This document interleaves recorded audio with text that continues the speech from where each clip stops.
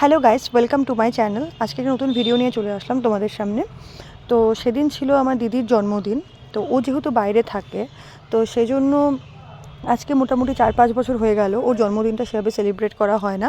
অনেক বছর পর ও এবার প্রথম বাড়িতে থাকলো ও জন্মদিনের সময়।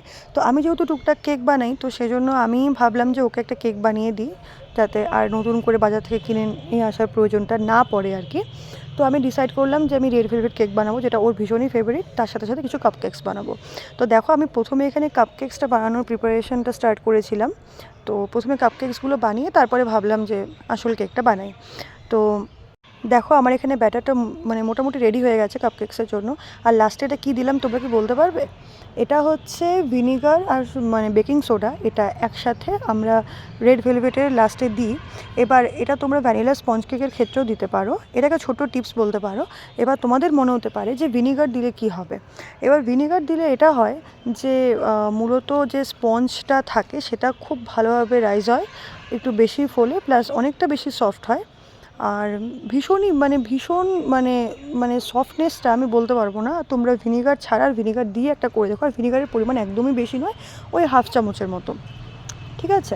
তো ভিনিগার দিলে কেকের ব্যাটার মানে ব্যাটার ইন দ্য সেন্স কেকটা যখন হয়ে যাবে তখন সেটা ভীষণ সফট হয় আর খুব ভালোভাবে ফুলে ওঠে। তো এই দুটো কারণেই মূলত ভিনিগারটা দেওয়া। আমি প্রত্যেকটা কেকের ক্ষেত্রেই ভিনিগারটা দিই, বিশেষত রেড ভেলভেটের মধ্যে তো মাস্ট। আচ্ছা, তো দেখো আমি এখানে কিছুটা চকলেট গানাশ করে নিয়েছিলাম। চকলেট গানাশটা আমি ভেতরে পোর করে দিলাম, মানে ওই কাপ কেকসের মধ্যে আর কি। তারপরে কিছুটা ক্রিম চিজ আর হুইপ ক্রিম একসাথে মিলিয়ে আমি ওপরে একটা সুন্দর করে একটা ফিনিশিং দিয়ে দিলাম। তো এরকমই হয়েছে কাপ কেকসগুলো দেখতে।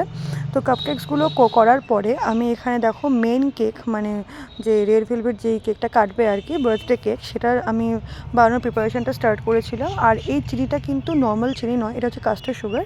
তো কাস্টার্ড সুগার তোমরা ইউজ করার চেষ্টা করবে, কারণ নর্মাল চিনির ক্ষেত্রে যে টেক্সচারটা হয়, কাস্টার্ড সুগারে কী হয়, সেই টেক্সচারটা আরও বেশি স্মুথ হয়, ঠিক আছে? কাস্টার্ড সুগার তোমরা বাড়িতেও বানাতে পারো, আমি বাড়িতে বানাইনি, আমি কিনে নিয়ে এসেছি এটা।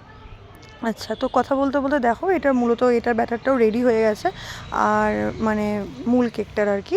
তো আমি এখানেও লাস্টে ভিনিগার আর একটু বেকিং সোডা দিয়ে দিলাম, যাতে কেকটা খুব ভালোভাবে রাইজ করে আর সফট হয়। তো দেখো আমি এটা, আমার কাছে না বাটার পেপারটা অ্যাভেলেবেল ছিল না, যার জন্য আমি ওই নর্মাল পেপারেই করেছিলাম। তো দেখো আমি 3-4 বার ট্যাপ করছে হওয়ার পরে কতটা পরিমাণে সফট হয়েছে, আর ভেতরটা কতটা সফট হয়েছে, আর খেতেও ভীষণ ভালো হয়েছিল। তো ফাইনাল লুকটা হলো এটা। তো তোমরা যদি এরকম আরও ভিডিও দেখতে চাও, আমার চ্যানেলটাকে ফলো করো আর লাইক করে পাশে থেকো। ওকে, বাই।